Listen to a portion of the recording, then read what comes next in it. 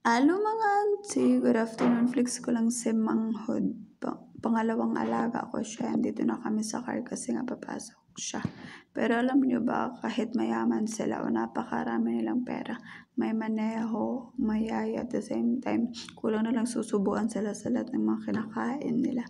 Pero wala gusto pa rin nilang magstay at home, magdadabog at ewan, wala silang ibang maisip kundi maglalaro lang buong maghapon sa room niya tapos walang ibang ginawa. Alam niyo ba na mas maswerte pa rin tayo kahit nga mahirap tayo.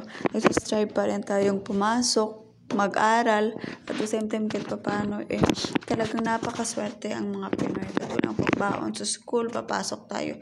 Pero sila ang dami na nilang pera, may sasakyan pa, may tagahatid pa, pero ayaw niyang pumasok. Kasi nga, ewan, parang nakukulangan sila sa buhay nila. Kaya, hindi pala lahat ng mayaman is talagang magiging masaya.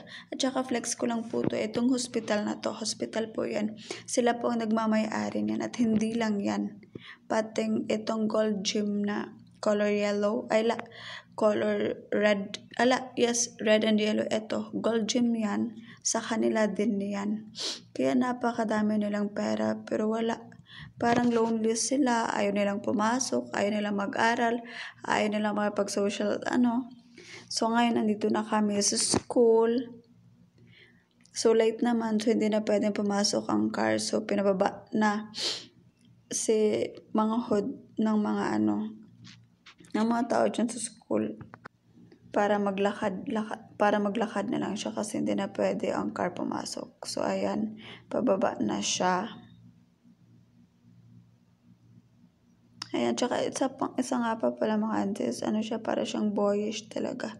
Hindi yan marunong mag-makeup, hindi pambabae yung mga suot niya, puro pang lalaki. Kaya yan, nakapasok na siya, uuwi na rin kami. Mabalik po tayo sa topic ko talaga mga auntie, kahit napakarami nilang pera, Diyos ko, wala talaga silang kasiyahan. Alam niyo ba yung si Manghod? Palasigaw, talaga, wala siyang peace of mind. At saka may anger issue din yung batang yan, kaya nga pagdating sa school talagang last day na to na pumasok siya, tsaka late pa ha. At saka yung nanay at tatay naman nila wala talaga magagawa kasi naku Diyos ko, kung aawayin mo tong batang to, siya pa ang galit at saka siya pa talaga ang boss kahit nanay at tatay niya takot na takot sa kanya kasi nagsusuicide na yan parang tinatakot niya lang sa mga magulang niya na yung mga ganong bagay. Kumbaga tinatakot niya na mag-suicide siya, inom siya ng glass cleaner, at saka yung tatay at nanay pa magsusorry sa kanya pag may kasalanan siya. At hindi lang yan, lahat ng gusto ng batang to is nasusunod. Lalo na pag tatay or nanay niya ang pinakausapan niya. Diyos ko, masusunod at masusunod talaga siya. At eto nga pala, nandito kami sa gasoline station kasi magpapakarga kami. Pero mabalik po tayo mga auntie, talagang ewan. Napakarami mo nga pera pero hindi ka naman masaya. So, mas lucky pa rin tayo mga auntie na marunong magsumikap sa buhay. So, ayan mga auntie, andito na po ako sa bahay. So, maulang to. Bye! Yan, ang dami nilang car, diba? Pasok na po tayo. Bye!